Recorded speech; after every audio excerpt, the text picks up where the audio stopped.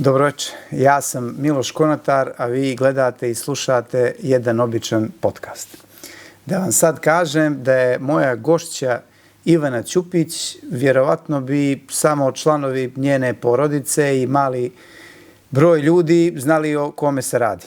Ali ako vam kažem da je ista ta osoba moj gost i da je njeno ime Nina Vukčević, onda sam siguran da ćete znati da je riječ o našoj poznatoj slikarki, za mene i najboljoj, profesorici i živoj legendi Podgorice, kako ja volim da kažem.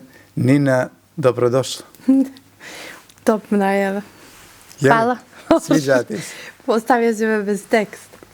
Ovo živa legenda mi je, kako zvuči. Pa ne, nego osjećaš li se tako? Pa osjećam, čak su mi rekli da se prijavim za gradonačelnicu će izbore, da ću biti će da biti više na Luka. Pa sad ćemo da vidimo, ali ja mislim da ste ti i Luka jedan dobar tandem koji svakako ne treba mijenjati. Ja mislim da ne treba mijenjamo taj tandem. Reci mi, jedna osoba, dva imena. Ko je Ivana, a ko je Nina? Mislim, ja sam znao da ti nisi žena za jedno ime. I mislim, je li Nina Superman, a Ivana je Clark Kent? Mislim, je li to neki alter ego, jesu to dvije različite osobe? Jedan novinar je pitao da li primaju Ivana i Nina dvije plate. Dotle je došlo. Rekla da ne primam jednu platu, ali radim i za Ivanu i za Ninu. Ne znam što je, ali mislim da se ne osjećam kao Ivan u svakom slučaju. Znači, definitivno ne. Nina je ta Nina je uloga u kojoj se rađe nalaziš. Pa prvo se predstavim kao Ivana, ali se ne osjećam uopšte. Nije to. I onda kažem, odmah pređem na drugu, kažem, izvinjavam se, ja se zovem tako, ali ja ne funkcionišem i ne osjećam se baš lijepo. Moram da objasnim su svoju Da, ti si o tome pričala u podcastu kod Vlada i Igora. I mi ih ovim putem pozdravljamo, jer smo mi podcast koji pozdravlja sve ljude koji rade dobre stvari. To mi je prvi podcast u životu. Da, i o tome si pričala, o Ivani i Nini, i pričala si o djetinjstvu i odrastanju u Podgorici, ali mi ćemo da idemo jednim drugim pravcem. Ja pozivam sve ljude koji nisu gledali taj podcast da ga pogledaju, pa da nekako čuju kako je bilo odrastati tada u Podgorici i kako Ivana, kako Nina, koja je tu razlika i tako dalje. A tada nisu znali za Ivanu? Da, to je bilo iznenađenje u podcastu. Ne, nisu ni tada kad sam bila dijete znali za Ivanu. Samo u školi, ali to rijetko ko me zvao tako. I onda ni oni ispred zgrade, niko nije znao da se ja zovem Ivana. Ni na diplomskom, kad sam došla, profesor je rekao da su pogriješili dokumentaciju i da se čekaju da donesu drugu. A je li to se dešavalo kad si bila profesorica u školi, da ne znaju đaci da im predaje Ivana, jer oni misle da predaje Nina? Da, i onda pitaju, onda me zovnu ti roditelji i kažu, ipak i ti ne predaješ, nego ko? Ivana Ćupić, ja kuku. Tako jedna koleginica isto nije znala ko je, pa je došla da me pita ko je iz aktiva Ivana Ćupić. Ja sam rekla, zar tebi predaje tvom odelenju? Sad reci ti meni, pošto mi živimo u Crnoj Gori, i reci mi kako je tvoj muž, Mihajlo Miško Ćupić, reagovao na to da ti praktično u svakodnevnom životu zadržiš prezime Vukčević. I je li možda on postavio neki uslov? To ti on nešto rekao. Nije mi ništa rekao, nego se postavlja kao logičko pitanje, mora da je nešto, da je čovjek sa nečim uslovio tu stvar. I ako je uslovio, a ti znaš da ću ja saznati da li jeste, interesuje me da li si ti taj uslov ispunila. Ne, imam uslov za nešto drugo. A to je, ako ja želim da promijenim Ivana Ćupiću samo u Nina Vukčević, za to imam uslov. Pa čekaj, ti jesi Nina Vukčević, jel? Ali da pođem, da budem zvanična, na primjer, Luka, kad sam Luki Rakčeviću rekla sam ja Ivana Ćupića, on je rekao, stani, ne zezaj me sad. Kaže, Kakva pa Ivana jeste, Ćupić? moraš da me tamo najaviš. Pa ne, ajde, pođi promijeni to. A što je uslov da formalno promijeniš? Pa to ne možeš baš da se znaš tako lako. Čak mislim, prošlo je dosta da sam pola zaboravila. Degutantno je, u svakom slučaju. Pa dobro je, i jesi li spremna da ispuniš taj uslov Ne. ako se odlučiš? Ne, dobro. Ne. Inače, Ne. tvoj muž, Miško, koji je, da kažem, na moju sreću i moj prijatelj, je jedan mnogo pozitivan lik i sve nas uvijek razoružava svojim osmijehom, optimizmom, svojom vedrinom, ne znam zašto se smiješ. Kako si bezobrazan. I reci mi, kolika ti je on podrška? Jer sigurno da jeste. Znam da jeste. Pa prvo nisam ti odgovorila na ono prvo pitanje oko mog imena i prezimena, da li se on slaže ili ne slaže. On u stvari nije nikad komentarisao da ja budem Nina Vukčević ili da ga koristim u svakodnevnom životu. To je valjda se čovjek potpuno navikao na to. Više smetalo nekome drugome iz te familije Ćupića nego njemu. A vjerovatno su govorili kako možeš to da dozvoliš, jesi li ti muškarac ili nisi i tako dalje. Sad ne bih baš o tome da... Da, ne bi detaljno obrazlagala. Jer će onda da bude u pravu kad nije htio da gostuje ovdje. Ne, pa mislim, to je prirodno da se to pitanje postavlja u Crnoj Gori svakome koje... Da, ali on se ne ponaša kao svi stanovnici, odnosno muški rod u Podgorici Crnoj Gori, na sreću moju. Našu, koji ga znamo svi. I na našu, jer vjerovatno ja ne bi mogla baš da radim posao koji radim i da sam toliko ili pogotovo zadnjih par mjeseci toliko odsutna, jer jednostavno vjerovatno ne bi baš, ne shvata svaki muškarac obaveze svoje žene. Naravno, za to si ti izabrala svog muškarca, ali reci mi kolika ti je on podrška? Velika. Velika. Najveća. Ogromna. A reci mi, hoću samo da se tu zadržimo na vas, kako ste se vi upoznali? Je li to bila ljubav na prvi pogled ili on ipak malo morao da se pomuči da bi osvojio tvoje srce? Pa mi se još znamo kad smo mali bili, da kažem, negdje početka gimnazije. Ja tvrdim da smo mi zajedno išli, da smo se čekali kod Visećeg mosta i da smo zajedno išli u školu. Njegov drug tvrde da to nije tačno, da sam ja to izmislila. Ali aj, dobro, nema veze. Posle smo se družili u gimnaziji. Možda je išla Ivana sa njima, Nina nije. Možda nije Ivana, teško. I onda se završi ta gimnazija i ja ga jedno par godina nisam uopšte nigdje vidio. I ja sam tad upisala akademiju, na Cetinju sam i naravno vraćamo se sa predavanja stopom, kao što smo se vraćali svaku noć. I prođe jedno auto. U stvari ne, nego je prošlo jedno određeno vrijeme i ja idem ulicom Hercegovačkom i ne iđe on i kažem, vidi, samo je sebi, kažem, vidi, ovaj je živ još, od kada ovoga nisam vidjela. I tu se mi fino ispričamo. Ćao, Jesse. Da, Jesse, upali se lampica, ali ništa, idemo dalje. Nisam ga opet vidjela jedan na pola godine i mi čekamo taj stop, ja i 2-3 koleginice i prođe jedno auto službeno, vraća se unazad. Kad on sa 2 druga poznao me, kaže, ćeš, ajde, pa daj, mi uđemo. Pošto svi su nas sa toga stopa znali. To stop kad si išla, kad si studirala? Da, i ja kažem da živim u Donju Goricu. Ovdje živiš? Pa ja ću da dolazim stalno, da te vozim, da te do grada i nazad. I tako počelo neko naše spontano druženje. I u tom momentu ulete drugi ljudi u naše živote, ali ostanemo tu u nekoj kumovskoj vezi. Ti i Miško? Da. 2-3 godine je to trajalo. on moj najbolji drug, ja njegova najbolja drugarica ili tih kuma, u kojem smislu kuma pojma nemam, jer nisam ja krštena, niti me to interesovalo, ali ajde, nešto nam je to super bilo. Što bi rekla jedna gospođa, on te tešio. Je li uvijek bio nasmijan kao danas?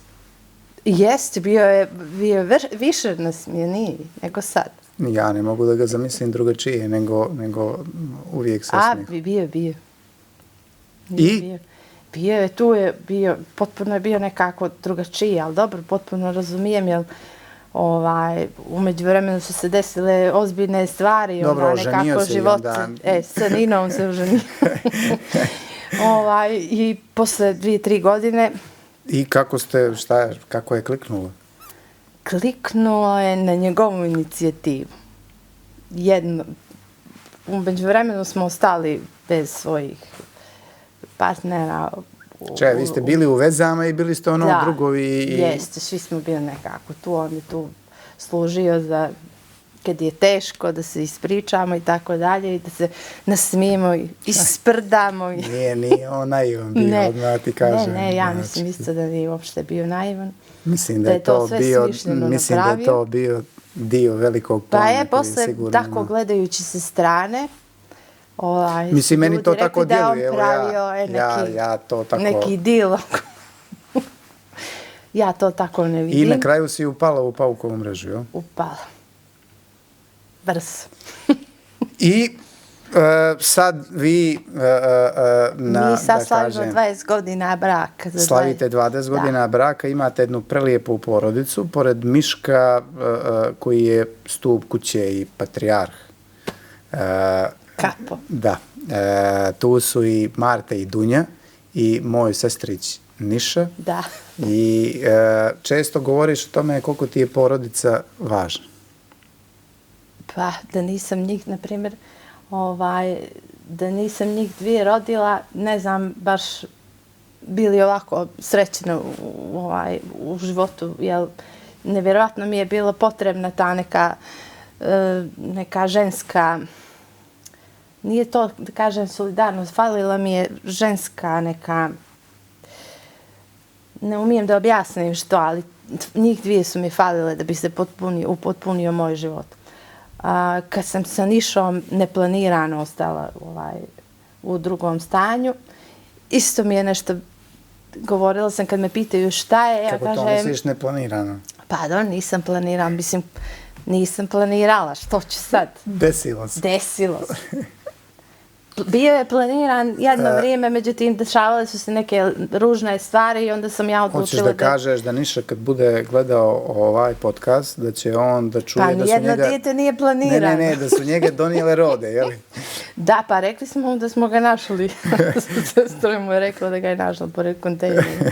Tako da, dugo mu je trebalo. Mislim, bori se on još s tim, još shvata je li on našu stvari. Ostavila je to posljedice na njega.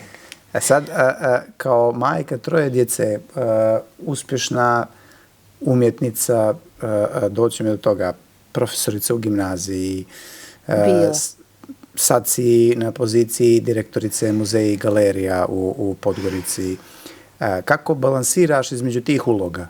Reci mi, jesu li ti te uloge ponekad teret ili su ti te uloge u stvari dodatna inspiracija za tvoj rad?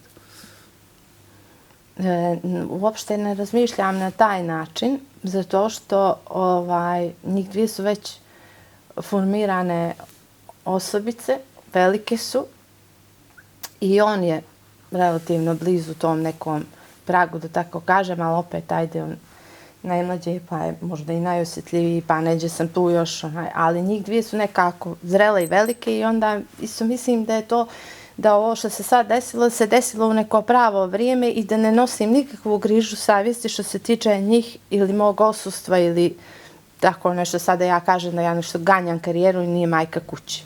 One su ovako vrlo samostalne, svo troje su u stvari samostalni i nekako mislim da je to bilo potpuno regularni korak koji se desio i da ne nosim nikakav osjećaj krivice po tom pitanju. A ti to neka dodatna inspiracija? Pa jeste, zato što prvo njima, djevojčicama, odnosno one su već djevojke 18-16 godina, šaljem neku, ne šaljem samo ja, nego šaljem i ja i Miško neku poruku da je to potpuno normalno i da sad u nekom momentu njih dvije su odrasle i on, da ja mogu sad da se posvetim nečemu drugome. A opet da njih ne zanemarujem. Nemaju me u onom, nemaju me kao što su me imali, ali tu sam u principu i nemam taj osjećaj krivice da sam nešto pogriješila po tom pitanju, niti mislim da one osjećaju da ja falim ili da nisam kući. Jer tu sam. Tako da nekako, to je samo neka stepenica bila koja je trebala da se desi. Nekako vaša kuća, vaš dom je nekako uvijek ispunjen ljubavlju, tako da ne vjerujem da se bilo ko osjeća na način da nešto tu nedostaje. Ja isto mislim da je tako potpuno. Pri tome naša kuća je otvorena za sve. Ne, naravno, ali mislim, ovaj podcast je bio zamišljen da i Miško bude tu, pa da ga pitamo da ono kao emisija oči u oči, da on kaže sve što mu je na duši i na srcu, ali ipak ćemo morati ovako da u njegovom sustvu. To ćeš morati možda podcast samo s njim da napraviš. Samo s njim, pa mislim da to nije loše. Pa mislim da ti je to možda bolje, ako možda on kaže nešto što ja ne znam. Što možda ne bi. Ili što ne bi. Tako da ti bi razmislio. Kad pogledamo tvoju karijeru slikarke, reci mi što smatraš najponosnijim trenutkom u svojoj karijeri, na što si najviše ponosna i šta ti je bio najveći izazov? Ajde, od ovoga zadnjeg. Najveći izazov je bio da uskladim svakodnevni život i obaveze koje imam, a da posle sjednem i da uzmem da radim. Jer u principu sve se svodi, barem ovdje u Crnoj Gori, taj neki moj rad na neko, sad da budem banalna, na preživljavanje, jer se sve svodilo da se slika i radi da bi se moglo preživjeti, da se nije moglo otplati. U principu, što se tiče toga da li sam ja poznata ili nisam, da li sam, koji je moj najveći uspjeh, u stvari svaka moja izložba koja se desila posle rođenja djece i mojih poslova i tako dalje, to je moj najveći uspjeh. Znači, 2011. sam magistrirala i napravila veliku izložbu, onda se desio Niša kao poklon do magistraturi. Znači, ne planiram, nego poklon. Samo da vratim ovo. Onda svaka sljedeća izložba koju sam imala je opet nekako to potpuno nadograđivanje mene i naravno u stvari najveći poduhvat uskladiti porodicu, da smo svi srećni i zadovoljni, da smo svi na okupu i da nikome ništa ne fali. Eto, to je moj najveći. A reci mi, gdje ljudi mogu pogledati tvoje radove na društvenim mrežama, koji su tvoji profili, gdje ljudi mogu da vide ovo, čisto da kad budu gledali ovaj podcast da mogu da... Instagram, Facebook, ništa, jer onog momenta kad sam imenovana 30. decembra neko me prijavio za lažno predstavljanje Nine ili Ivane i moj profil koji je bio tada, ne znam, 15 godina, koji je bio u funkciji i samo suspendovan, tako da tamo nemamo što više da gledamo. Imamo li sajt? Imamo sajt koji ja mislim da možda nije samo refreshovan ili tako nešto, ali u principu Instagram, ali zadnja neka velika promocija. Instagram je Nina Vukčević, je li tako? Nina Vukčević art ili Nina Vukčević, nešto tako, Nina Vukčević. Dobro. Zadnja neka tako priča i moje predstavljanje je bilo 2. avgusta prošle godine na moj rođendan u One and Only u hotelu u sklopu izložbe u saradnji sa galerijom Pizana. I onda nekako to sve ostalo što sam do sad radila, to su neke sličice, ja to tako kažem, da se kupe patike i neke tako stvari. I sam preuzela angažman koji traje već 10 mjeseci koji iziskuje svu energiju dalju i tako da... Doćemo i do toga. Sad, ja ne znam da li ljudi koji nas gledaju znaju, ali ti si u doba korone postavljala crteže na društvenim mrežama. Da, bravo, i to je bio jedan od super momenata. Koje su ljudi mogli besplatno da skinu i odštampaju i bojaju u svojim kućama i tako stvaraju slike.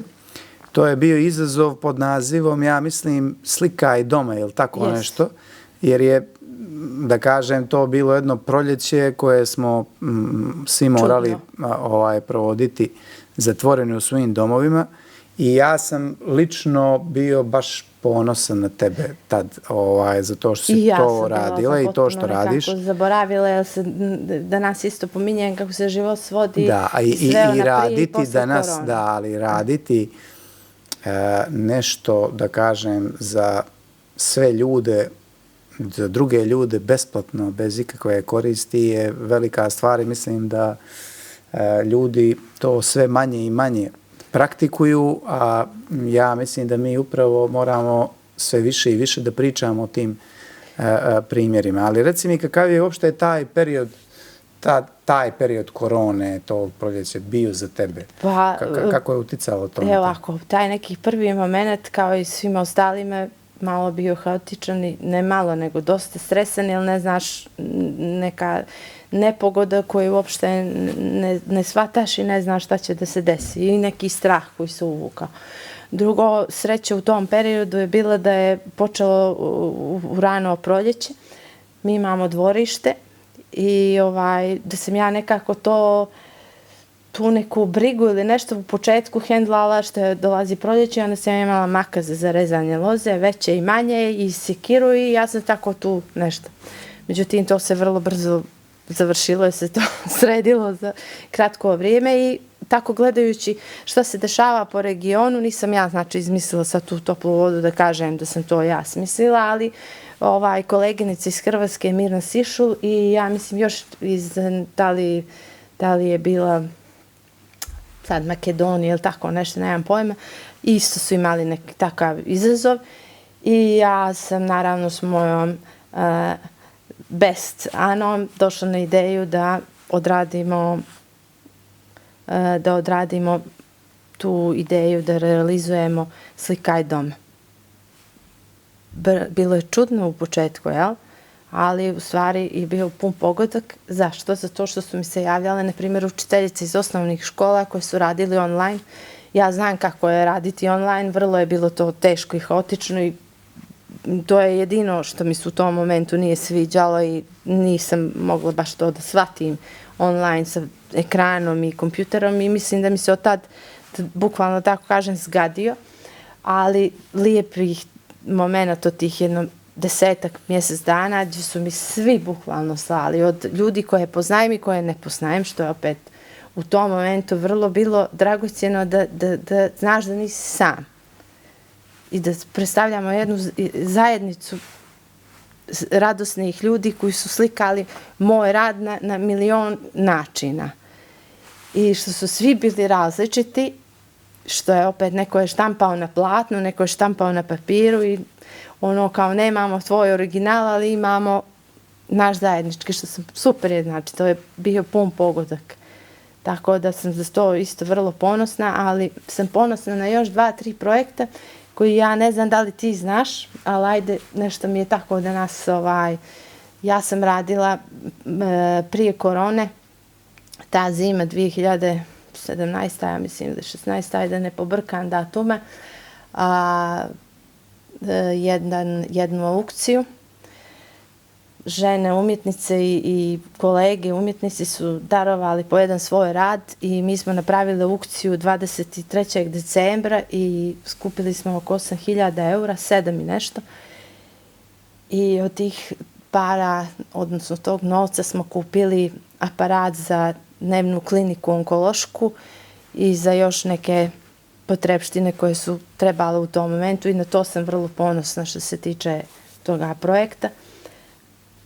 Koji inače, ne znam zašto, niđe ne spominjem isto kao da ga se stidim, a u stvari treba da budem i na to vrlo, vrlo ponosna. Evo prilike, naravno, i o tome treba da I pričam. odradili smo isto jedan veliki projekat koji se posle igrom slučaja nije prepisao meni, a ja sam jedan od, što bi opet rekla moja Ana, jedan šraf radili smo Bazar Art koji je bio pun pogodak isto prije korone, ljeto, kad smo u Zlatarskoj ulici u Atriju Concept Store napravili jednu noć za pamćenje za Podgoricu, gdje su jedno 30 umjetnika podgoričkih izlagali i imali smo neku slobodnu prodaju i super neko druženje koje se do tada nije desilo u Podgorici, tako da imam zašto da budem ponosna. Ovako sad dok pričam se sjećam, a to mi u stvari kad se to završi, ja to precrtam i ne spominjem, kao da se ništa nije desilo u stvari. Ja nekako vjerujem u tebe, tako da...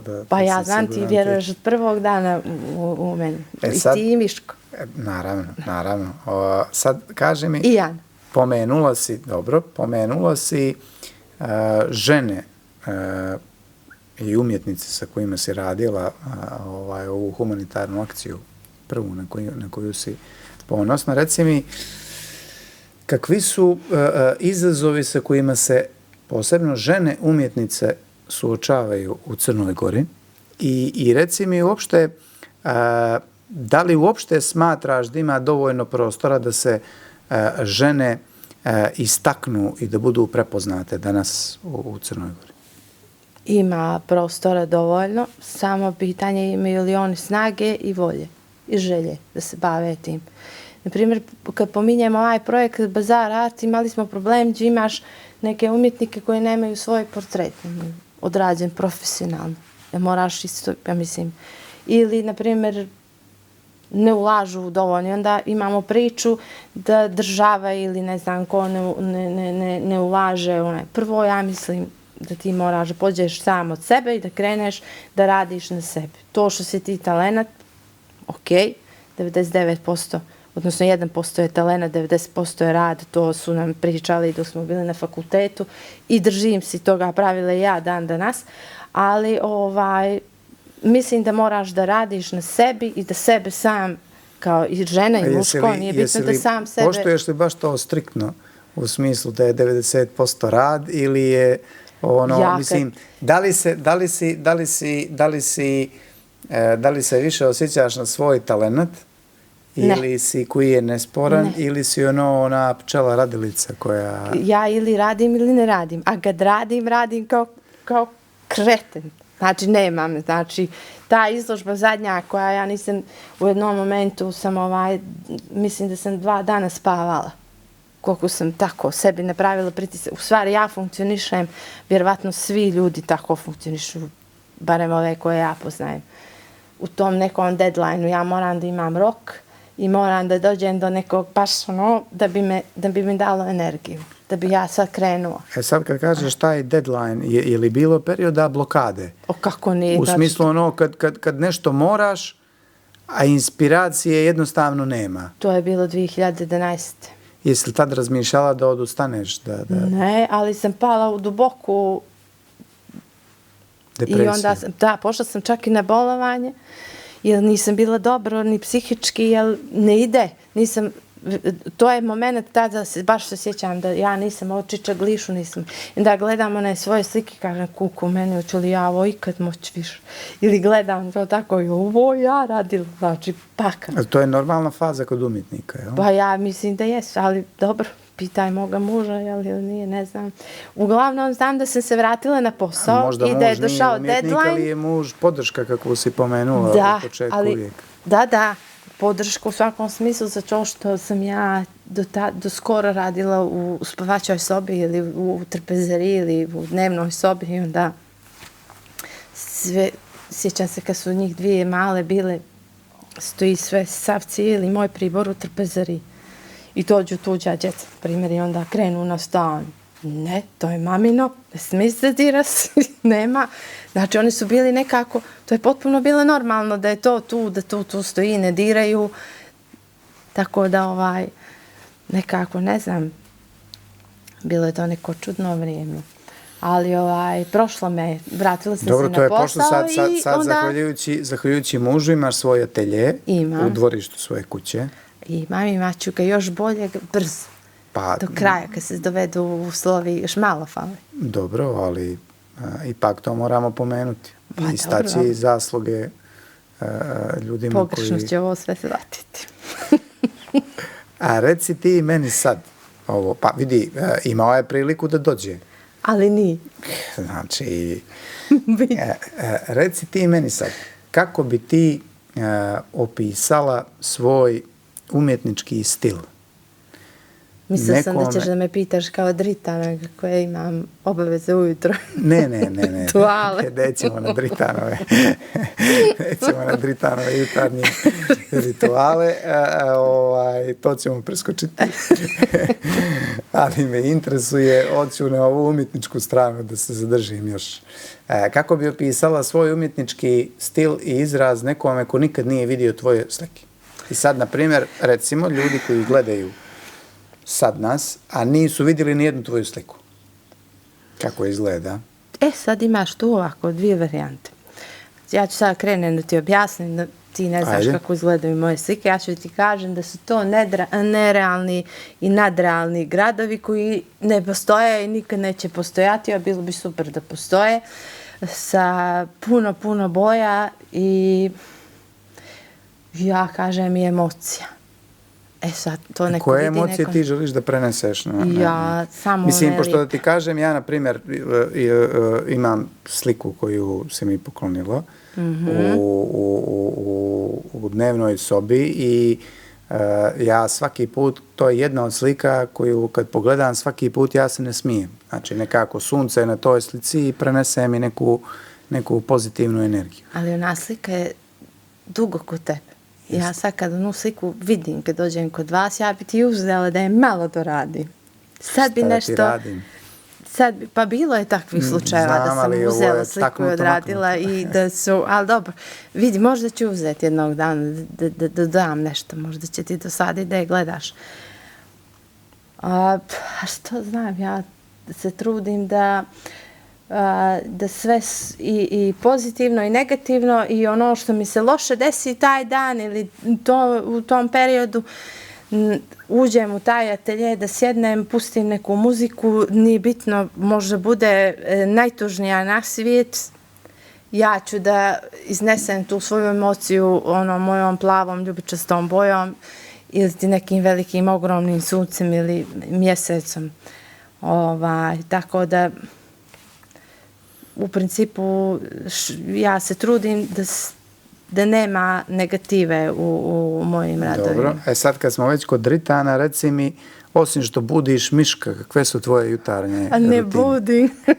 Ja sam spavalica, on se prvi probudi, ide u meksički, pije kafu i čeka da se ja probudim. To mu je kazna. A što prvo uradiš kad se probudiš dok je miško u meksičkom? Stavim kafu ili sjednem u dnevnu sobu, palim televizor i čutim. Prije ili ti jesu ti neophodni ti neki momenti? Vrlo neophodni taj moment ili uveče kad svi legnu ista poza na jednu fotelju koju ti znaš da tu odsjedim. Ja sam mislio da je to miškova fotelja. Kad svi legnu, moje. Tu mi je nekako, to mi nešto treba mi. Pogotovo posle ovakvih dana kojih imam zadnje vrijeme, treba mi da tu čutim, da me niko ništa ne pita i tako mi, to mi je neki refresh. Dobro, to su znači jutarnje i večernje rutine. Da. Između ostalog. Reci mi sad da možeš da izabereš bilo koje mjesto na svijetu da izložiš svoje slike. Koje bi to idealno po tebi mjesto bilo? A možeš da biraš bilo koje mjesto na svijetu. Sad kad, ja bih moje slike da izlažem u Španiji. Tamo nešto osjećam da te pripadaju. Dobro. Andaluzija. Tako nešto. Ali znaš kako, Bi li to bio otvoreni ili zatvoreni prostor? Ja sad da pričam, i otvoreni i zatvoreni. Ja sam potpuno po tom pitanju radim sa akrilikom koji trpi sve. Znači, on može i napolju i unutra. Tako da nije to problem. Ali imamo mi umjetnici, to često spominjem, u stvari ja sebe ne zovem umjetnikom, ja sam slikarka. Dobro, pa... Jer od umjetnika ježim se od toga izraza, zato što taj izraz koriste i ljudi koji nisu i koji pokušavaju da budu to, a nisu ili dobro, vole. mislim, svako ima pravo da mi smo slobodno društvo, svako ima pravo se nazove... To ime više mi kiče neka kad kažem umjetnik. Ja sam slikarka, ja sam magistar slikarstva. Dobro. Inače ne spominjem te svoje titule, ne za što se stidim, nego to mi je potpuno ja te nisam predstavio kao magistarku mene to ne Ivanu piše Ćupić, niđe. pa mislim da je to suvišno. Ja isto mislim potpuno. Pri tome to sam završila samo iz jednog mog razloga. Odradila i završena priča. Zašto si završila to, aj sad kad si pomenula? Pa zato što sam htjela nekome tamo u kući da se dokažem da isto, ja sam dugo mislila da sam ja da nisam dovoljno vrijedna. I da moraš da se dokazuješ? Jeste. Je se dokazala? Ja mislim da jes. Pa to je najbitnije što ti misliš. Da li ti imaš osjećaj da si zatvorila krug i da se dokazala? Nisam zatvorila, ja se još dokazujem. Dobro, ali... Sad se dokazujem neđe drugo. Ali govorim prema tim ja ljudima. Mislim, ne znam. Mislim da ne. Ne. Reci mi, sad, pošto si pomenula umjetnike, ko bi bio, da kažem, koga od umjetnika iz Crne Gore najviše pratiš? Ili da kažemo, ne znam, postoji li neki umjetnik čiji te rad ili radovi posebno inspirišu ili motivišu? Koga od crnogorskih umjetnika najviše? Volim staru gardu crnogorskih umjetnika. Volim Stanića, volim Prijića. Oni imaju neku priču koju je imao moj otac. Tako da nešto su ti neki ljudi iz tog perioda imali veze sa mojom porodicom. A onda ta estetika njihova, neka borba njihova u tom periodu nekako mi prija i mislim da su oni neponovljivi, nema ih više, neće se niko takav roditi. Tako da sam više ta neka stara škola i žene, na primjer, super mi je bila moja profesorica koju nikad neću zaboraviti, Anastasija Brajović i tako neka stara garda koji više nisu živi ili, na primjer, Vojo je napunio 100 godina, on mi je, znači, on mi je na vrhu tu. Ali, na primjer, Prijić i tako. A reci mi od svjetskih umjetnika, ako bi morala da izvojiš jednog umjetnika, a možda biraš i iz prošlosti, i Miro, Kandinski, Šagal, to su mi neke... Ali koga bi voljela da upoznaš? Jednoga. I da imaš priliku da razgovaraš. Pa bih ili Šagala ili Kandinskog. Ne znam sad ali oni mi nekako leže s njima. I Hunder Wasser, tako što je uslikao pola Beča i tako nešto, on mi je nešto super. Pa to su neka tako ekipa koja je koristila boje slične meni i koji su isto bili nekako slični, ali onda su oni prešli u neku jednostavnost koju ja još uvijek nemam. I onda stalno razmišljam. Imala sam čak neku priču kao kad ćeš više da promijeniš svoj stil. A zašto bih ja nešto mijenjala što je potpuno... Možda najbolje, ja vjerujem da najbolje od tebe tek slijedi. Pa ja mislim da sad, ja volim da napravim dužu pauzu. Nenamjerno. I onda sjednem i to akumulirano stoji u meni i onda eksplodira u roku od mjesec, dva, ne znam. To se onda postavi po jedno 10-15 radova i onda radim, ne ustajem, ne pričam i onda su ljuti ili me nema ili tako nešto. Dobro, mislim da svi koji imaju slike Nine Vukčević treba da budu strpljivi, jer najbolje je tek dolazi. Svi koji žele moje slike su vrlo strpljivi ljudi i čekaju. Imam ljude koji su na čekanju. To nešto znači, ja? Znači, to je velika podrška ljudi koji me shvataju i razumiju potpuno. Sad, osim slikarstva, ti si sjajna i kao vajarka i u radu sa keramikom.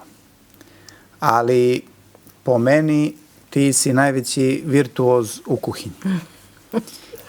Nemoj da se smiješ, ali ljudi to ne znaju. Kod tebe i Miška jedan obični nedeljni ručak se sastoji od nekoliko predjela, nekoliko glavnih jela, dezerti, vina. Vi ne jedete samo jednu vrstu sira, nego je to ne znam, 4-5 vrsta sira. Ima hleb sa sušenim paradajzom, hleb bez sušenog paradajza i tako dalje. I onda... To je samo da tebe impresioniram. Da, pa ne da sam impresioniran, ali posebno sam impresioniran kad me Miško onako pogleda, nasmije se i pogladi svoju bradu i kaže ovako ti je kod nas svaki dan.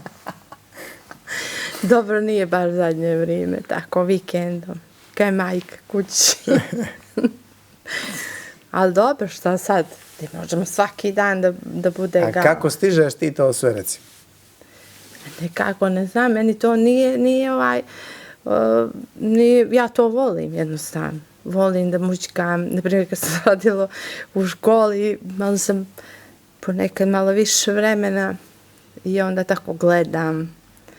Jer zamišljam da ću nekad svoj restoran, da imam neki bistro mali sa 5-6 jela, pa ću onda da mijenjam. Pa to sam htio te pitam, razmišljaš li kad da otvoriš svoj restoran, da i drugi ljudi mogu na ovome svijetu da probaju? S obzirom da sam dala otkaz u gimnaziji, da sam ovdje na mandatu, što će biti sa mnom moguće. Vrlo lako da cijelu onu kuću i ono dvorište možda pretvorimo neki restoran.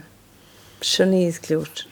Ja sam za početak govorio da možda samo samo atelje. Što bi čak možda bila srećna i debela od onih mackalica. Da, ja mislim da je bila samo srećna za početak. A, Boga mi. I to u godine štitna ne radi, da se to lijepi. Da bolje da manje kuvam. Šalim se. A što ti je najlakše da spremiš ovako? Sve lagano, nikakav. Nema kod mene ništa teško.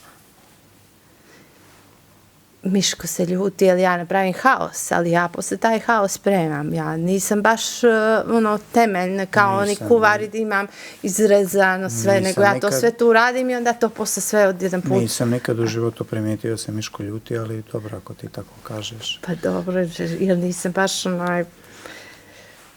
previše možda gledao tih kuvarskih emisija. A reci ti meni koja je po tebi za tebe ultimativna hrana, ono koju ti voliš. Sad ti kažu, Nina, imaš pravo na jedan obrok još i to je to.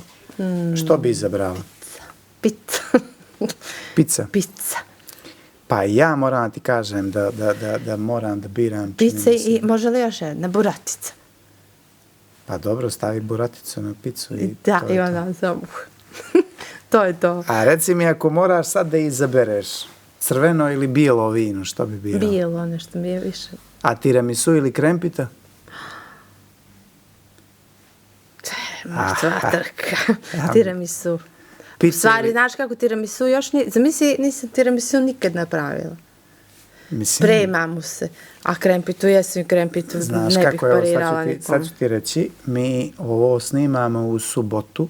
Dobro. Sjutra ne mogu sjutra, moram da idem u prodavnicu. Ja sam danas došla sa službenog puta. Ali sutra je dupli trkački vikend, imamo i motori i formulu, tako da je bio idealan moment. Ali opet moraš da me razumiješ da je sutra nedelja. Ne, ja te razumijem. I da mi je ova nedelja paklena iz više razloga.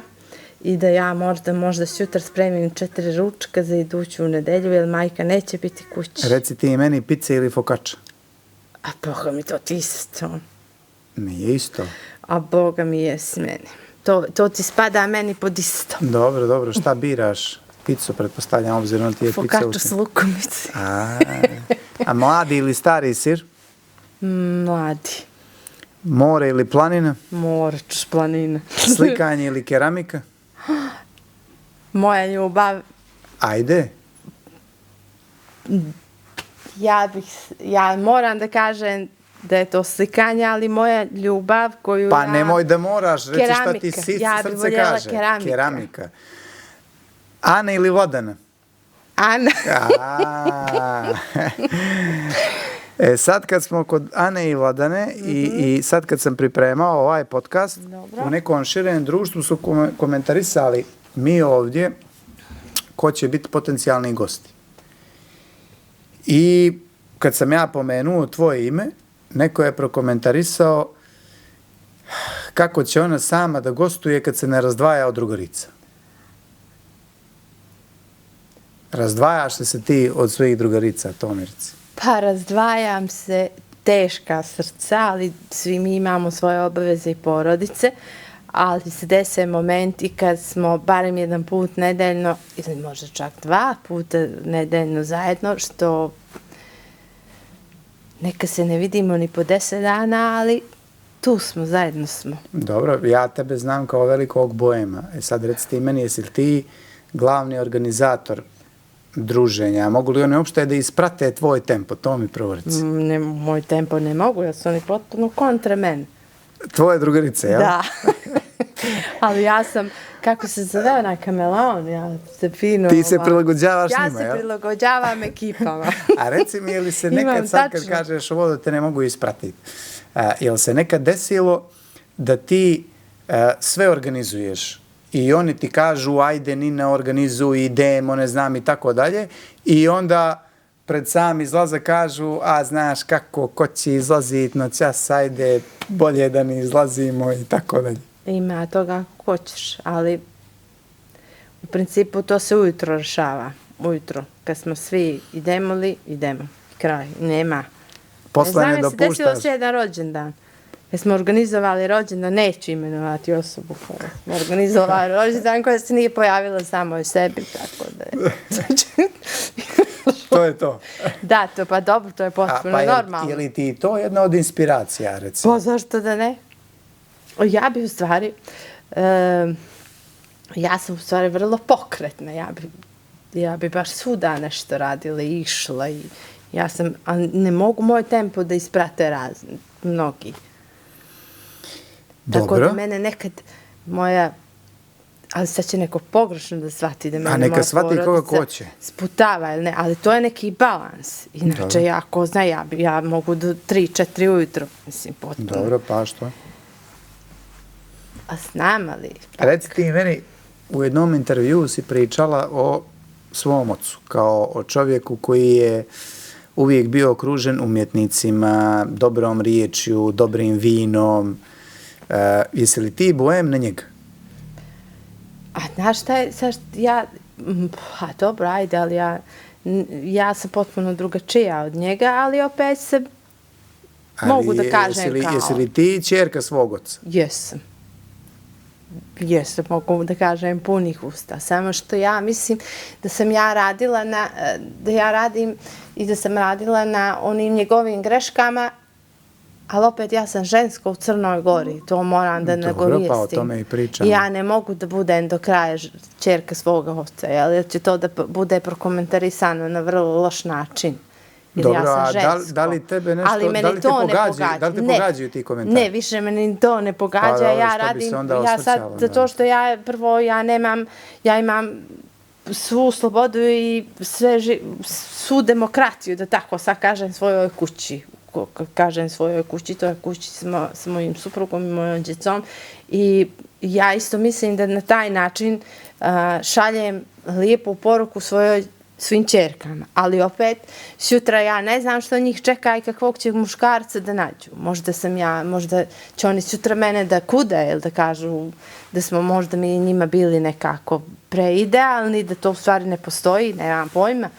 Jer brak moga oca i majke nije bio takav. A reci mi koliko ti znači to tvoje sjećanje i doživljaj tvog oca? Dobro, ipak je on ja, na primjer, toliko poznatih ljudi i... Jer si pomenula ove slikare koji su bili praktično dio te ekipe. Da, to su opet, znaš kako, to su opet ljudi koji su bili mnogo stariji od moga oca, opet su imali svoju djecu s kojim se moj otac družio, kumovao i tako dalje. Mi smo nekako tako povezani. I onda ja isto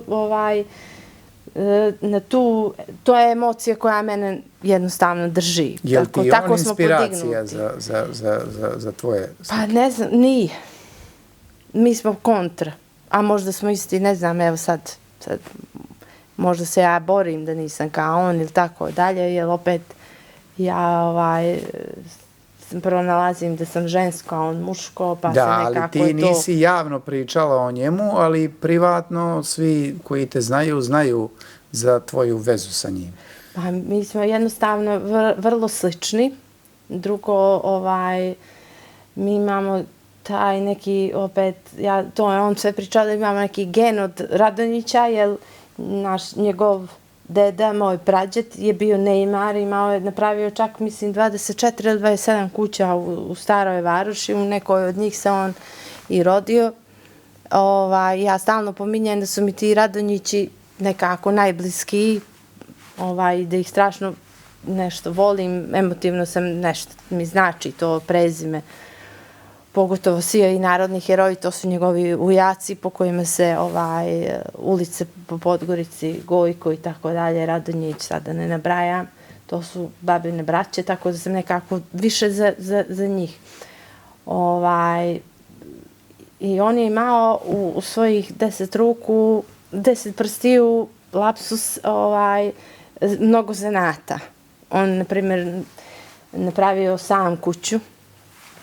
Opet moram tu da kažem i da je majka radila i stvarala novac. Je li to ona kuća u čuvenoj Donjoj Gorici? Jesu, i u Donjoj Gorici. Moram da kažem, smo mi porasli u Vasi Ričkovića broj 30 u jednom suterenu ili ti podrumu od 50 kvadrata, gdje je moj život bio, ja mislim, tada jedan od najljepših, koliko god neko se možda stidi svoga života ili to neko što je porastao u podrumu, ja ne, meni to bio najljepši period i svi su dolazili kod nas. Ne znam, ja sam, na primjer, porastao, ja sam osnovna škola Milorad Musa Burzani, mi smo bili u Bratstva jedinstva 187, sestre ja, otac i majka u 42 kvadrata. I ja kad god me ali nije više tu kvadrat, nego je bila, to je više varijanta da sam ja bila malo niže, stepenicu ispod, više između zemlje i onaj. Ne znam da li to pa to nešto ti znači. dođe isto, mi nismo bili u noj, ali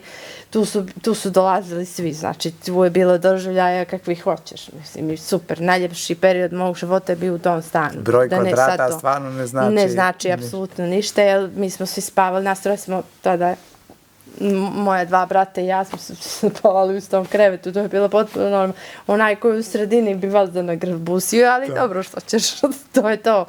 Ali ja to, i onda to kažem, to su nekakve, to je zanat koji on ima i ja sam vrlo mala počela s njim da betoniram, znam da betoniram španski zid, da radim, čak sam jednoj radila po nekih kuća i tako dalje, po 340 kvadrata, besplatno naravno. Krečim Jesi li lipim. za to izabrala keramiku prije slikarstva? Ne. Znači, kad sam odlučila, kad sam završila srednju školu, mene u stvari ništa nije interesovalo. Ja mogu to tako kažem. Jednostavno možda nisam imala neku podršku ili nismo imali ni škole, nismo imali nekakve radionice, sadržaje da te neko uputi ili da neko zna zašto si ti predodređena ili tako nešto. Jednostavno, mi smo opet neka generacija iz 76, 77, mi smo nekako drugačije porasli, sve posle opet mi smo imali neko srećno detinjstvo koje je na kraju prekinuo kad smo došli u neko adolescentsko doba, rat i ostale zezancije, pa smo mi to nekako prekinuti. Ali opet smo najljepše nešto preživjeli i onda mi ne možemo da kažemo da imamo neke traume ili da neke posljedice vučemo. I koliko nam je bilo dobro, mi nismo, ja barem tako i moja ekipa, ja nisam znala čime ću se bavim. Ja sam čak bila na biologiji 3 mjeseca, mislim, to je baš bilo sprdnje. Ja sam pošla i smijala se sama. A teško mi je sad te zamislim kao biologa. Pa bilo je jedan od predavanja gdje profesor nešto piše. A zašto keramika? Kako dolazimo tu do... Sad ću ti kažem. U stvari, tada je postojala fabrika u Buljarici keramike. 90-ih. Buljarica, plaža, Petrovac. Tamo ti je bila fabrika čuvena za keramiku. znaš odlično ko je bio Ćano Koprivica i on je čak bio jedan od direktora i osnivača. Možda griješim, ali ja sam u tom momentu 15, 16, 17 godina imam i mislim da je čak on osnivač te fabrike, ali ajde, da ne sad ja tu ne širim dezinformacije, ali znam da je on bio tada. Fabrike tamo postoji. Jeste, ali onda kad je počeo rat, ja mislim da u jednom momentu se to sve nešto gasi, taj program cijeli. Čak sam prije jedno 10 godina bila kod izvjesnog čovjeka koji ima cijeli taj asortiman mašina koji je postojao u toj fabrici i sad kod njega ne koristi, to stoji u jednom skladištu i tako dalje. Tuga me je boljela za tim mašinama. I ja sam u stvari htjela da se bavim grnčarijom i keramikom. Preidealno mi je to bilo romantično da ja stojim za neki duh, onaj film i tako dalje, da imam točak i pravim nešto. I to je bila neka moja zvijezda vodilja. Naravno, 90-ih, 5. 6. Toga nije u Crnoj Gori, u Podgorici bilo kakav crni točak ili da se neko bavi keramikom, ali ajde, nekako smo došli do varijante da bi ja mogla da se možda spremam da učim da crtam, jer ja do toga momenta bez na biologiji sam crtala zglavkara i tako dalje, ta 3 mjeseca. Nisam vidjela oglas na ulici da Sanja Raonić i njen tadašnji suprug imaju atelje iza tvoje zgrade, gdje si porastao, u jednoj od onih niskih kuća i tamo sam pošla. I to je to. Tu počinje istorija. I onda smo došli na ideju da bi ja u stvari trebala da upišem vajanje, pa će to nekako, nemam pojma kako, doći Kako završavaš ti na slikarstvu posle svega toga? Ja sam ti bila 2 godine, godinu dana sam učila, jer nisam nikad do tada crtala. Jesam kao dijete u osnovnoj školi i ništa. Onda sam 1 godinu dana išla kod Sanje i to i onda je došao prijemni. Naravno, ja nisam bila spremna za prijemni. Ja to mogu kažem punih usta. I ja sam se 1 godinu i pol dana, išla sam ti svako jutro na Cetinje studentskim autobusom ili stopom, jer je tada bilo dozvoljeno da uđeš na akademiju i da vježbaš sa studentima.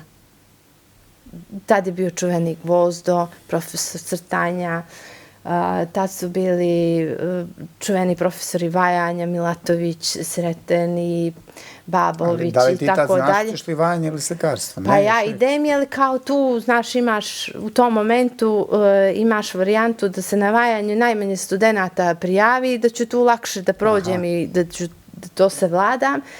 Jer se na slikanju prijavi do 100-180 i tako dalje. Nije mi slikanje niđe, to mi je negdje, sam ni razmišljala. I onda kako sam bila te 1,5 godine dana, išla sam svako jutro na Cetinju, oni su svi mislili da sam ja student. Svi ti ljudi s kojima sam se ja družila ili koji smo bili u autobusu, koja si ti godina, kažem ja nisam ni 1 godina. Mene nije bilo uopšte sramota da kažem da se ja spremam, jer ja do tada nisam nikad crtala.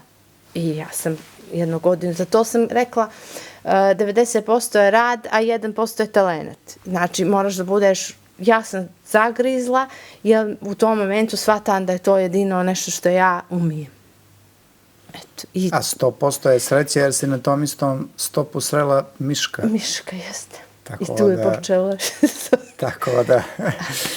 Tako da u jednom momentu počelo je bombardovanje i neke situacije su se desile na fakultetu koju ja jednostavno valjda gledaš pa vidiš i onda mi je pukao film i ja sam 3 mjeseca pred prijemni odustala od tog spremanja na akademiji i onda sam se privatno spremala u Podgorici za vrijeme bombardovanja.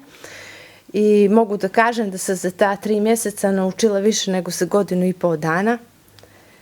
I da sam u tih 3 mjeseca zavoljela boju i da sam u tih 3 mjeseca odlučila da ja idem na slikanje i da padnem kao čovjek između 100-180 ljudi, da padnem, da kažem ok, to je to, probala si, ne ide. Jesi li pala? Ne, bila sam prva. Iz kojeg pokušaja? 5. Dobro, znači i ovo je nekako... Ali sam 4 puta na vajanju bila, gdje se prijave od 15 do 15 ljudi je primano s 5.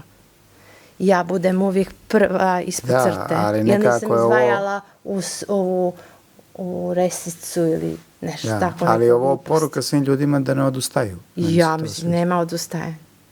Mislim, ti si pratila svoje srce Ja sam se nekako, šalila ono i što govorila hoćeš. sam, ako sad padnem, ja idem da pjevam po kafana. Mislim, ja pojma ne umijem da pjevam, ali pošto ne umiju ni ove pjevačice, ja sam rekla, idem da pjevam. Međutim, ne i taj dan kad se završio prijemni, taj prijemni je bio vrlo interesantan od tih 5 dana. Da sam bila pametna, možda bih zapisala tih 5 dana, jer svaki dan bio posebna priča i bio vrlo interesantan i bili su vrlo interesantni ljudi i akteri u tih 5 dana zajedno sa mnom u tom automobilu koji je vodio kad se tinju i nazad. Eto, vidiš. Od nas 5 samo smo nas 2 primljeni, ja na akademiji, a on na režiji Skočko. Darko Ivanović. Jeste. I rado se sjećam toga tih dana, jer je bilo nestvarno i potpuno filmski. Eto, vidiš, imam ja par nekih, ja sam stalno govorio, ima nekih par momenata za kojih mi je, odnosno perioda za koje mi je žao da nisam Ali mene je žao što nisam zapisala zapisivao nič, to mi je. zabilješke, jer bi to bilo stvarno mnogo interesantno pretočiti Ja, u neku da sam knjigu. sve Ali i dalje zapisivala- mislim da nam je to neđe tu, tako da nije isključeno da Da sam se to nađe. zapisivala, ja mislim da bi i Kubrick i onaj drugi Woody Allen bio smiješan. Dobro, ali malo potražiti to u sjećanju, naćiš siguran sam kad Ako kreneš. zakasnim na prevoz studentski, imala sam čak tužioca iz Cetinskog tužilaštva koji bi naišao. Imala bi ove vozače koji su išli posle Tamarovića u Budvu, pa bi mene poveli do akademije. Tačno se znalo u vrijeme ako bi Živopisan zakasnio. je to da, bio bio je vrlo ovako. I meni je bilo, ja sad kad bi mi neko rekao da treba stanem na stop, da ću spasim život svojoj djeci ili nekome, ja nema šanse. Ali tada je to bilo potpuno, mene je čak stao jedno jutro skaut za lice, kako se zove ono elitovo lice godine. A ja sam to jutro bila mamur, smo bili neđe onaj, kako sam otvorila vrata, slomila sam naočar, rekao što će ovaj čovjek sad pomisliti kako vidi ovu. I nisi završila kao manekenka, nego kao Ni kao slikarka. manekenka, ni kao pjevačica. Ali kao slikarka, jesi. Jesam kao slikarka i to mi je vrlo ovako, Happy end. jes. Pa desio se happy end na kraju. Ja sad kad malo razmišljam, moj život je vrlo happy endan. A reci mi, Nina, putovanja. Jesu li ti one inspiracije? Jesu, volim. Volim još kad imam super ekip, jer u principu da idem sama, nije to. Moram da imam neku ekipu. Ali moraš da bi ti bilo super, moraš da imaš posebnu ekipu. Tako. Reci mi, gdje bi voljela da odputuješ? Znači, Italija i Španija koje su mi mislim da bi se vraćala 100 puta. I onda bi u jednom momentu morala poći do Francuske. To mi je neki... Volim Njemačku koja nikakve veze nema sa ove 2 zemlje koje se sad pomenuli. Nego ja sam možda mislio čisto da navedeš nešto specifično da bi Miško mogao da planira neko iznenađenje ili tako dalje, čisto da mu olakšaš. Makar tu u Francusku suzi nekako. Nisam ja baš toliko tajnovita. Pa dobro, evo, pa reci nam onda gdje bi u Francuskoj voljela da putuješ. Ma nije Francus, ne želim sad Francusku. Dobro, Prvo želim Španiju. Španiju. Idemo dalje na more. A reci mi, sad si trenutno na poziciji direktorice muzeja i galerija Podgorice. To smo pomenuli. To je sad novi izazov za tebe. S Ivanom Ćupić. Dobro, sa direktoricom Ivanom Ćupić, jel? Žalim. A koliko je sad za tebe to novi izazov u odnosu na ono što si do sad radila u karijeri? A to je nekako došlo kao nadogradnja. Naravno da u svakom svom poslu kojim se bavim, ja barem, a vjerovatno i svaka normalna osoba, sumnja u sebe. Jesi sumnjala ti u sebe? Pa svako jutro ja pitam sebe radiš ti to kako treba. I zbog te sumnje... Dobro, ali ne sumnjaš, ovdje bi voljela da otputuješ, jel? Tu si sigurno. Ne, ali ovdje, ovo je sad druga priča. Ovo je potpuno, ovo je sad vrlo ozbiljno. Dobro. Ovo više nije, koliko god od škole je isto ozbiljna priča u svemu tome, ali mislim da je ovo nešto mnogo, mnogo ozbiljnije. I opet se vraćam na onaj mali šraf u nekom mehanizmu zvanom kultura u Crnoj Gori, da želim da budem nekakav, u stvari ne želim više da budem šraf, nego želim da budem elektromotor. I mislim da idem sad ka nekom tom cilju. Ima puno izazova, teško je i pokušavam da sve te teškoće posle 4 kad dođem kući ne donosim kući, ali se desi da ja dođem kući, legnem spavam ili je to neophodno. Ti si tvoj pripravnički radila u muzejima? Jesam, 2003. 2004. Odnosno 2004. kad sam počela da se zabavljam sa svojim sadašnjim suprugom, tadašnjim kumom i drugom. Da. I to je bio šok, jer mi smo izašli negdje u junu, u avgustu smo se vjerili, u oktobru smo se vjenčali. Paf, paf. Paf, paf. A reci misli, tad kad si bila pripravnik u muzejima i galerijama, razmišljala da ćeš jednog dana biti direktor muzeja? Nikad. Te ambicije, možda sad će neko kaže, ja vidi kako se ova fulira, ja te ambicije nisam imala.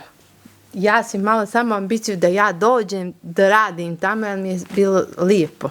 Ta godina mi je bila prvo nestvarna, možda zbog Miška ili nekog života. Ja mislim da je sigurno zbog Miška. Vidi, sad iskreno ti kažem, u tom momentu dok se nije Miško pojavio u vidu momka supruga, ja sam imala jedan vrlo težak period u svom životu. I nekako, mogu da kažem da je posle to, u tom momentu kad smo mi počeli da budemo zajedno, da je to bila nekakva, nije to da kažem sad nagrada, ali je bilo nekako svjetlo na kraju tunela.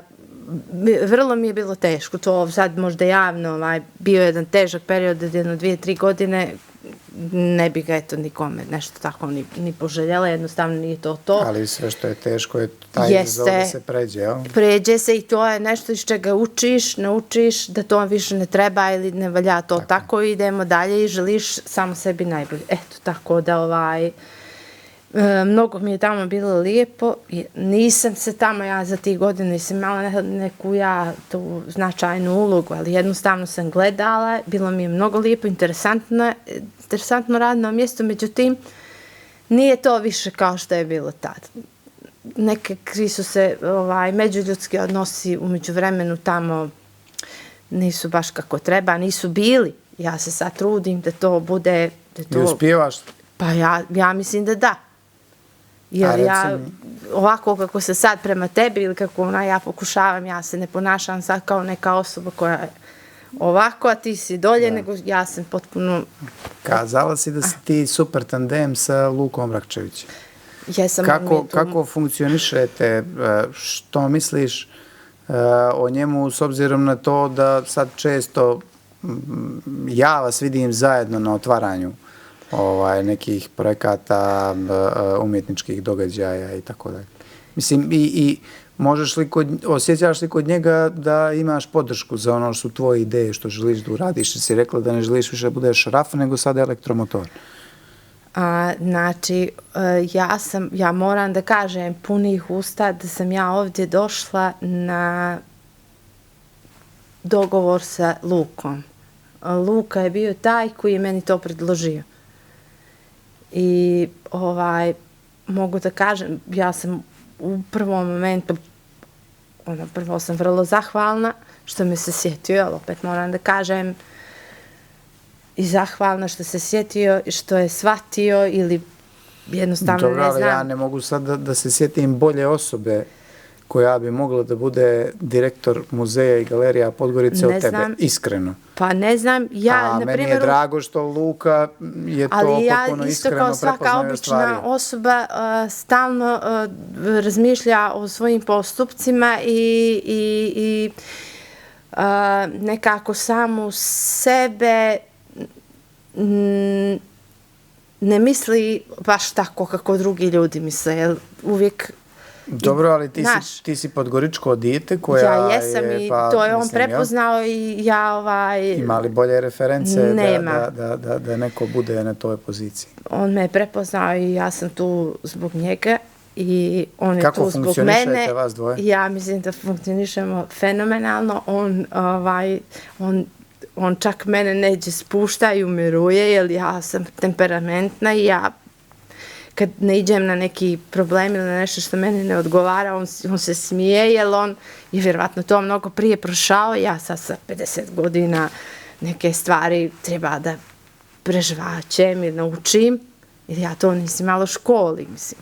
Znaš, i onda ja još učim taj sistem administracije i tako dalje. I sad Luka smiruje tebe, jel? Da. Pa, mislim, Jasna Gajević je pričala o tome kako je on 5 puta stario pa mladio i obrnuto. Pa ne znam, vidi, ja njega ipak ja volim, opet moram da se vratim na varijantu kad sam ja bila profesor.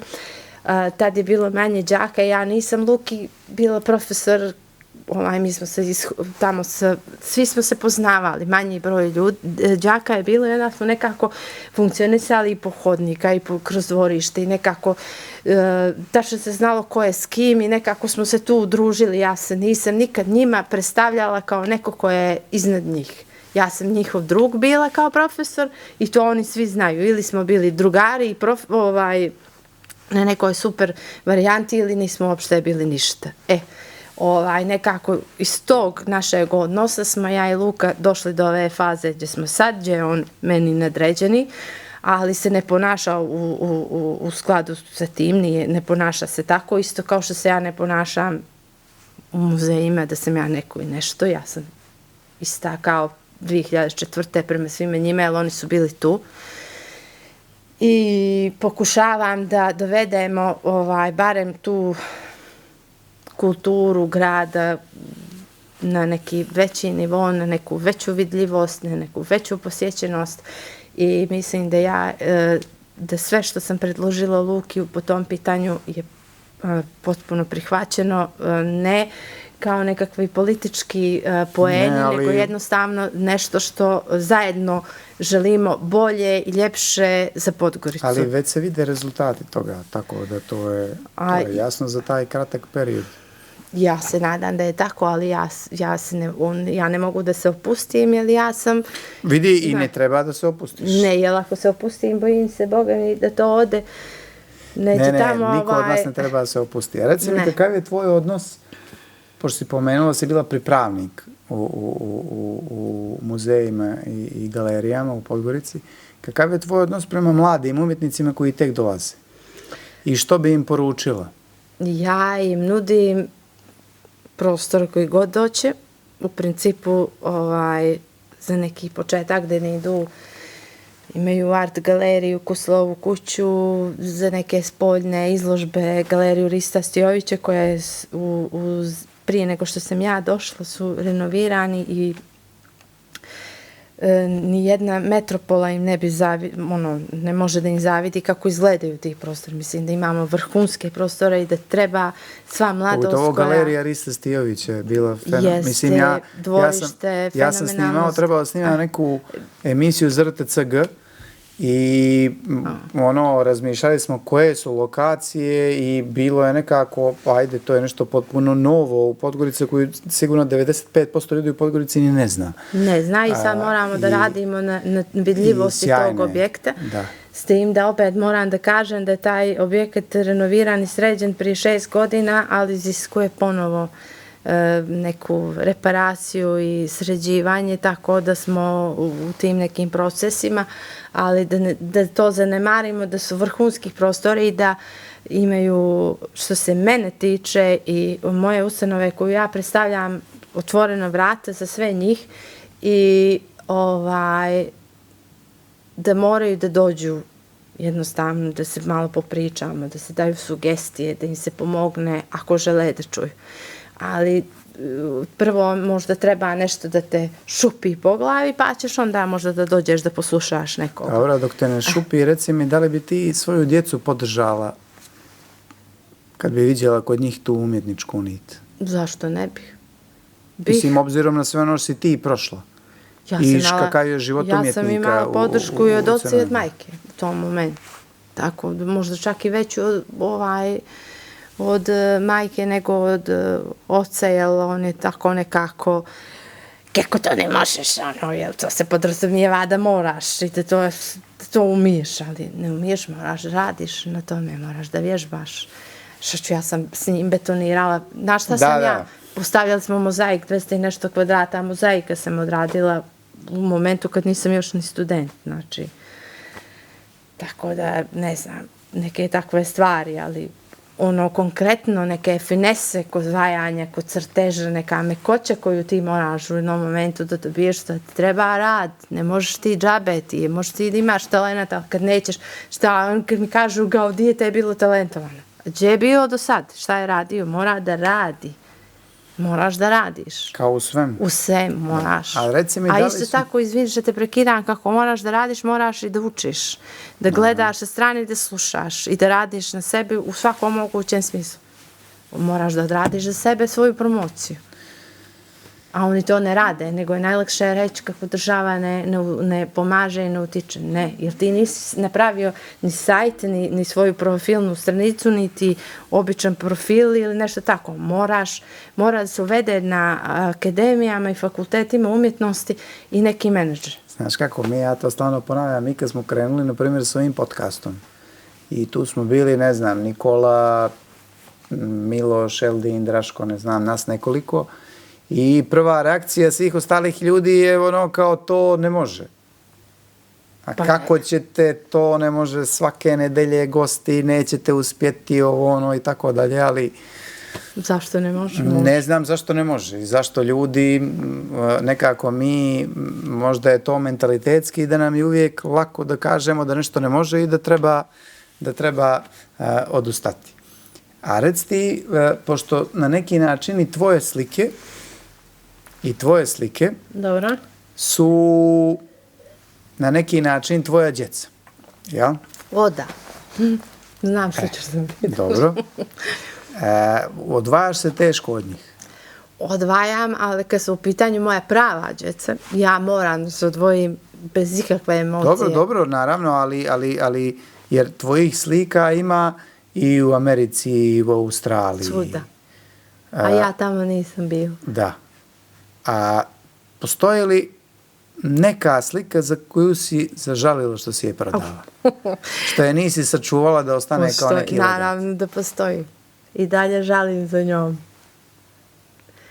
Ali nema veze, idemo dalje. Djeca su zdrava, namirena, imaju sve, idemo dalje. Nema da se žali za prosvutim mlijekom, jel? Šta sad? Ne vraćamo se dalje, idemo naprijed. To je parola. Reci mi, možemo li mi kao ovaj podcast da dobijemo neku malu sličicu od tebe da je držimo na ovim policama ovdje, makar da je posudimo dok se podcast snima? Možeš je posuditi, moraš to čekati, možda jednu nedelju dana ba ćeš je dobiti. Ali imam još nekih obaveza prema nekim ljudima koji smo pominjali noćas, pa nemoj me sad držati baš za datum, ali jedno 10 dana me pusti, dobit ćeš, tu će stojati, evo tu ćeš. Pa eto, čisto da i mi ovdje imamo da... Ili ako hoćeš šta tu, tamo treću, imam jednu sliku veliku. Neću veliku sliku, hoću malu sliku. Dobro, dobit ćeš onda, samo me pusti malo. Dobit ćeš, samo ova nedelja mi je kritična. Imam puno posla, pa... Vidi, ja te neću napominjati, a svi ljudi koji budu gledali, ali svi ljudi koji budu gledali podcast, i ako budu gledali da se snimaju epizode podcasta, a da slike nema tu, ali evo sad si me malo vratio, opet ćemo se vratiti na našeg druga kojeg se pozdravio malo prije, a to je Igor Majer. Prva slika koju sam ja u životu prodala zvanično je bila njegova slika koju njegovi roditelji dobili od naše zajedničke prijateljice i ta slika je kod mene završila posle toga podcasta i ta slika treba malo da se sredi, jer to je opet slika iz 99. Dobro. Ja mogu da kažem punih usta da sam ja od 99. do današnjeg dana evoluirala i ja sam high level odnose i po materijalu i po svemu, tako da zato sam ti rekla da u tvoju sliku ćeš mi dati vjerovatno za jedno 3-4 godine, ali ja neću moći gledati kad dođem kod vas. Vidi, mene samo zanima da dobijemo sliku ovdje. Dobit ćeš, ajde. Evo, rekla sam samo me to zanima. Reci mi sad, evo, za kraj ovoga podcasta, da se vratimo na početak podcasta, dakle smo krenuli. Koliko nađeš i uspijevaš da nađeš vremena za sebe i Miška? Koliko uspijevaš da nađeš vremena da odete u provod, da otputujete neđe, da imate neko vaše vrijeme? Ja ljeti praktično ne mogu da dođem do vas jer ste non stop u Valdanusu, vas dvoje. Mislim, ne može da se smiješ jednostavno, to je tako.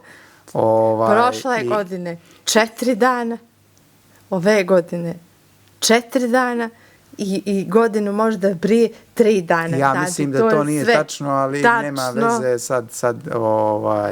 I što znači za tebe rečenica od sutra sve kako ti kažeš? To ti je rekao moj muž. Nije mi rekao tvoj muž, ne znam, mislim. To je kultna rečenica u našim životima. Da je bilo tako, kako sam rekla tu noć, mi bismo bili mnogo ranije zajedno, ovako. Prošlo 2 mjeseca posle toga. Pa sad baš nije to baš mnogo ranije sad. Pa nije mnogo, ali isto vjeruj mi da bi mi u tom periodu života i tih par dana, mjeseci bilo ljepše da sam to uradila od sutra, kako ti kažeš. Uglavnom, puno vremena provodite zajedno u Valdanusu. Ne provodimo u Valdanusu, ali se trudimo da barem 2 dana u mjesecu ili evo kako god sad to se će to nekako banalno, može nekome da zvuči da se izdvojimo, da budemo sami, djeca su velika pa mogu da vode računa o jedni od drugima, tako da u principu mi nosimo, ja i on nosimo našu porodicu i moramo da radimo na našem odnosu i da budemo nas dvoje srećni i zadovoljni, da bi njih troje bili srećni i zadovoljni. Ja mislim da su njih troje presrećni i prezadovoljni i ja volim kad vidim vas dvoje da ste srećni kao što i jeste i ja se nadam ako Nikola Nedić i svi ostali zajedno sa mnom, ako izdržimo da nastavimo ovaj podcast da snimamo i u budućnosti, da ćete nekad ti i Miško biti zajedno gosti kod nas. Pa vidiš šta ćeš možda da napraviš prvo samo s njim, pa onda na 30 godina našeg braka. Pa na 10 godina od početka jednog običnog podcasta, mislim da to možda i ne bi bilo loše. Ja ti želim da ovo nastaviš, ja ti super ideje, ali ajde na 5. Ajde na 5. Ajde, prodato. Da napravimo, evo ja ću čutati, nemoj se meni da se posvećuješ, nego... Od sad je moja posvećena samo Mišku. Nina, hvala ti što si bila moj gost. Hvala što si me zvao, super mi je bilo. Čak sam imala zadršku, ozbiljnu i tremu, koju inače nema kad su javni nastupi u vidu televizije. Ali mislim da se to nije vidjelo. Ja se nadam da smo ostavili dobar utisak. Ja mislim da će svi biti zadovoljni koji budu gledali i bio je ovo još jedan običan podcast. Sa običnom Ninom. Da. I običnim Milošom. A vi nas gledajte i slušajte na našem YouTube kanalu.